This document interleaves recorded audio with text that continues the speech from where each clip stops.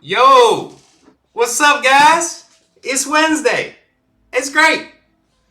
I got a new camera too, so let me know. Hopefully, it's a little bit better. At least while I'm looking at the recording right now, it doesn't look as grainy. Because what I had noticed was my thumbnails. It literally looked like somebody painted in sand to make them. It was pretty bad. So hopefully it gets better. But today we're talking about meditation. Probably one of my favorite things in the whole planet. But before I found it, I thought it was the dumbest thing on the entire planet. So that's what we're going to be talking about. Not entirely just like how to do it, how to go into it, and what you're doing inside of there, because you could spend a very long time discovering that. And I'd rather you kind of discover some of that on your own. However, to be able to meditate, first comes the acceptance of the need to meditate. Because a lot of people, when I first started, right? So I'll just go over my story. I heard you sit there, you shut up, you try not to think about anything for 30 minutes, right? I couldn't even do it for 5. My brain was going crazy. I was like, this is stupid. I have all these other things I'm thinking about. What am I doing wasting my time sitting here? I'm getting further behind, right? I have all these other things. Oh my God, I got all this stress. I have all these worries, all these fears. And in actuality, none of that really fucking existed. It was because my mind was making it so. I mean, sure, things come up in your life that you actually have to deal with. But a lot of the times, think about the problems that you have. Even if it's with somebody else, the anguish that you're causing, that you feel in your heart and in your head, is all self-imposed. Feelings aren't real. They're a reaction to a perceived wound that has not healed. That is why when you were a kid, a little kid like myself, and somebody called me fat, and I was a fat fucker, it hurt my feelings. You know why it hurt my feelings? Because it was true! That's the beauty of meditation. It brings you face to face, alone, in the dark, with your eyes closed, with those thoughts that you avoid. And you know how you get access to those thoughts? Those bad ones that you don't want to hear? It's when you completely cut out all the external factors, right? You don't have any distractions anymore. Your mind is going to run wild. That's the point of meditation. 5 minutes, 10 minutes, 30 minutes, an hour, it doesn't matter. You can do it for 5 seconds. That's it.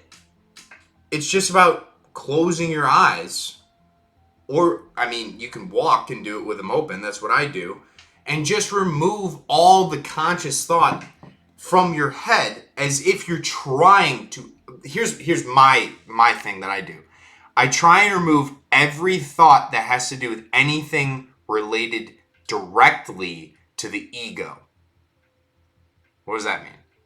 So it's like anything that would necessarily benefit me, that I would want, but it's not out of like a actual need, like a soul need, but like a want, like a desire. So if it's like materialistic, or if it's lust, or if I want a new anything, even new friends, even if I want to go out somewhere that I don't need to go, right?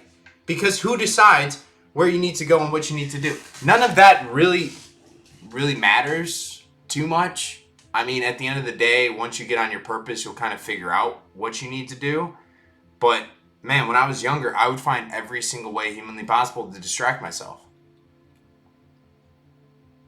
I was inadequate.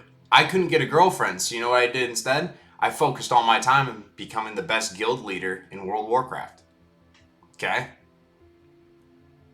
That kind of relates back to what I just said. You're focusing on things that don't matter. Although in the present moment, I guarantee they probably do matter. If you're a 16-year-old or a 17-year-old, 18-year-old, you're in high school, man, you don't have all these worries yet. The things that matter to you at that time they're not going to matter probably in 10, 20 years. Sometimes they will. Like if you love cars, you're never going to get over that. But, you know, maybe if you're collecting Pokemon cards or Magic the Gathering or Yu-Gi-Oh, you're just going to have a collectible set that's worth a bit down the road. But you're probably not going to play it as much. That's kind of how I am with Dungeons and Dragons. I will always love Dungeons and Dragons. It's hard as fuck to play. And I'm not talking about rolling the dice part. I've memorized that book front to back. That game is my bitch. However, finding 4 to 5 people that can sacrifice 5 to 6 hours for a actual standard good campaign, because that's like one night in a D&D campaign. D&D campaigns can go on for years. But usually in one story night, the DM will produce like 6 hours worth of content, right? You guys are there for a while. That is a large draw on somebody to perform. Okay? So that's one of those things where it's like the things that are important in the past, maybe not in the future. How do we figure out the things that are truly important to us? How do we figure out the things that are holding us back? How do we figure out the things that we should accept about ourselves and that we should forgive about ourselves and that we should repent? Because repentance, to me, is applied forgiveness. And the whole point of meditation is to figure out all of these different things that we need to apply this forgiveness to. I'm not saying you're a bad person. Trust me, I am not the person who can tell anyone they're a bad person. I've been the devil before. All right? Most people have. We've all gone through dark periods of our life, and the point is to figure out how to get to the light. So, where am I going with all this and the meditation? The whole point of meditation, in my eyes, at the beginning, is for the purposes of shadow work. Shadow work is digging deep down into the problems that you are seeing in your life and asking the question, how am I bringing these about? It's not looking for somebody else to blame. It's bringing the blame all home. And when I say all of it, I mean fucking all of it. This is a painful process. Within the meditative state, right? I'm not saying you guys need to be like, oh, and levitating off the ground and like connected to source immediately. No, you don't need to have any spiritual guidance at all to do this. You don't. That will come down the road, all right? But when you first start, I just want you to maybe get out a piece of paper or a journal, write down a couple things that's really bugging you in your life. And then when you go into this silence, this deep state, everything else that is other than those things needs to leave your mind. And then you need to ask yourself those questions. I remember when I first started, it was, how can I get a girlfriend? How can I be more attractive? How can I make more money? Right? It was those type of issues.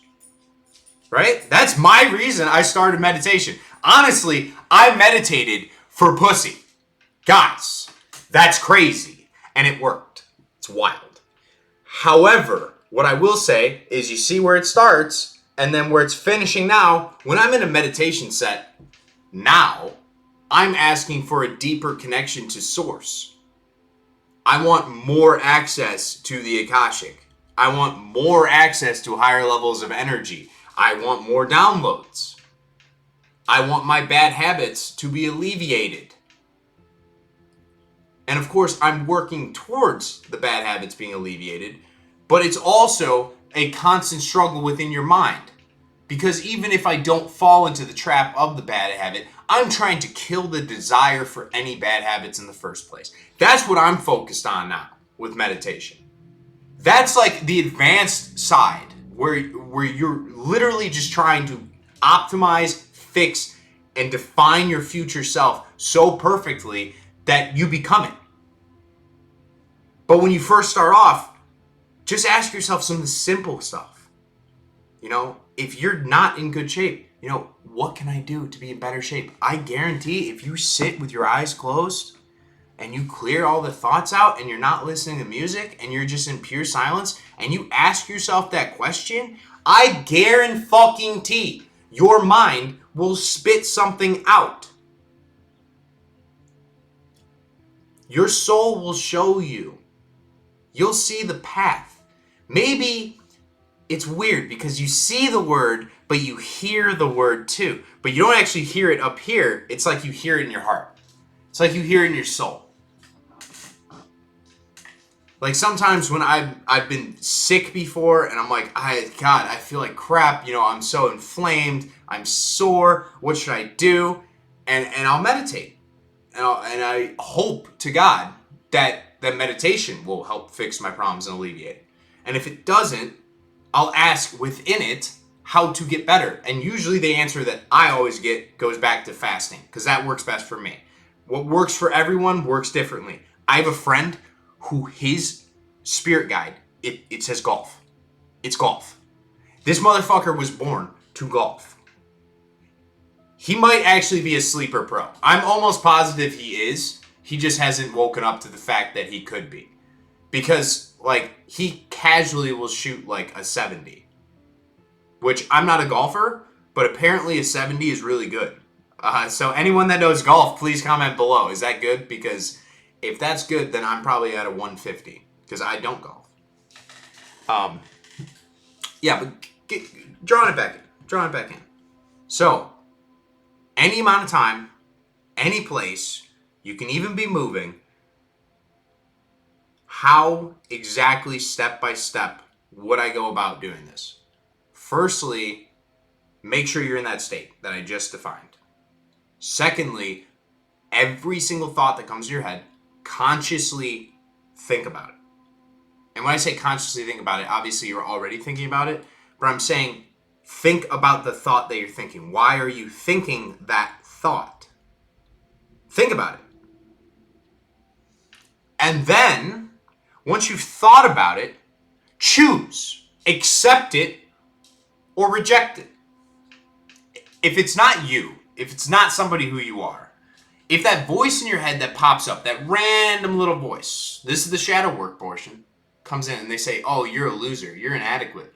If you aren't a loser, if you aren't inadequate, throw it out.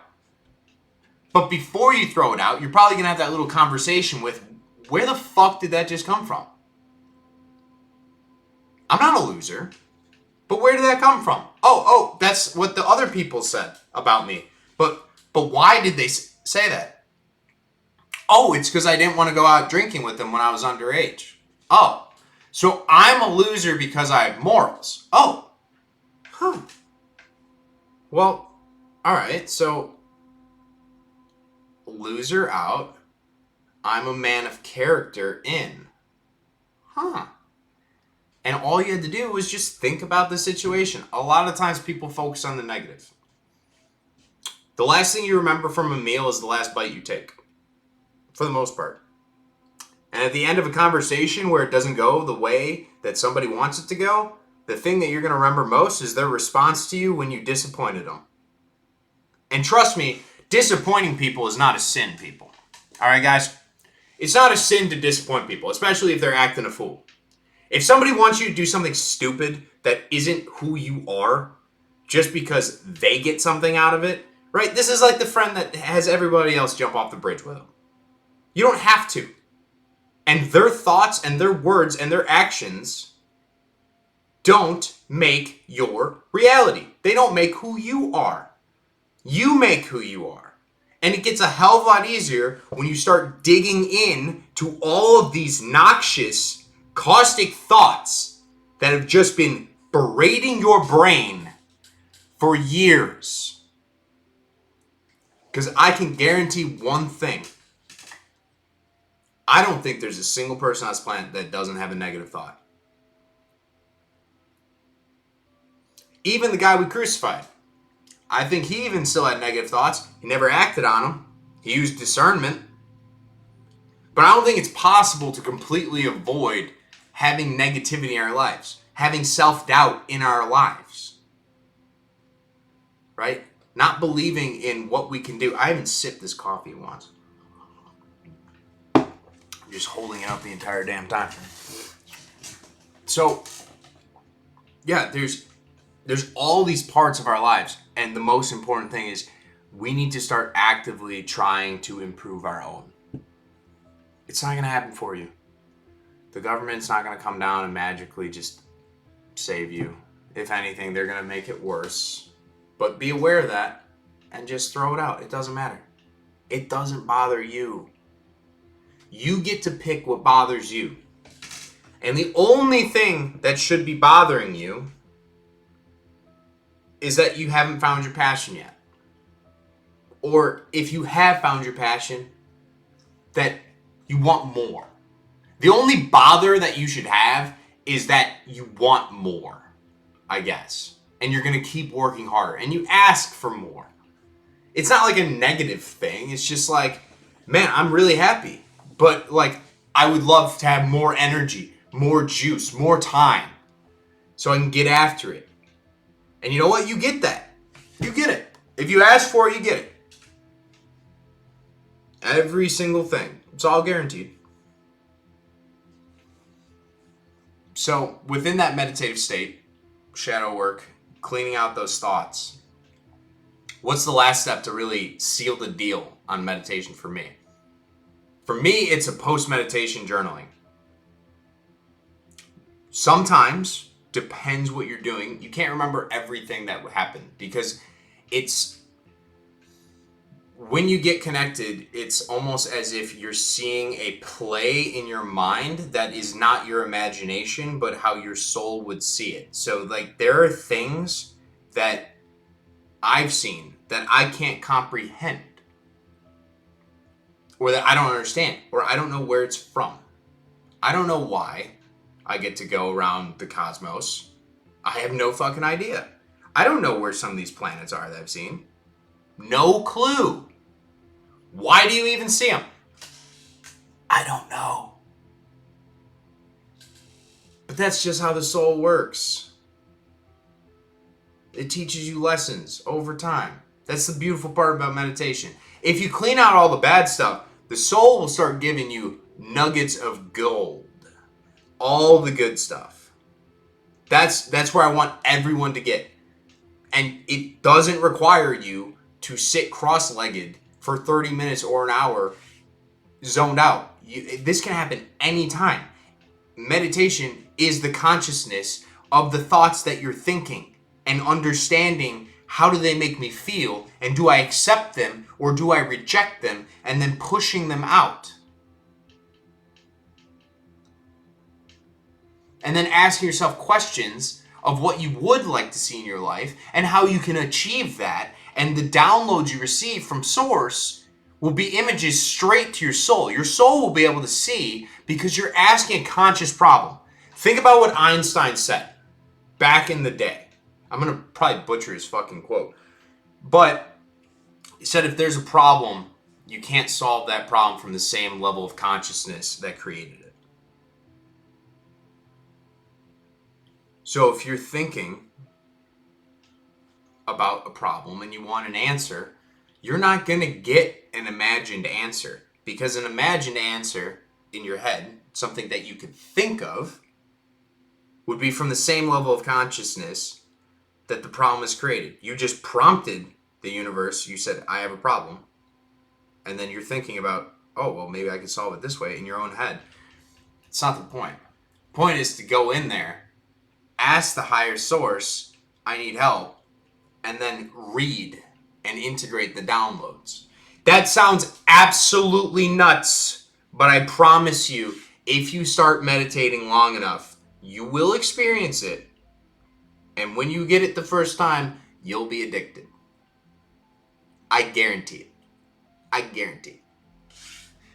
But, oh, man.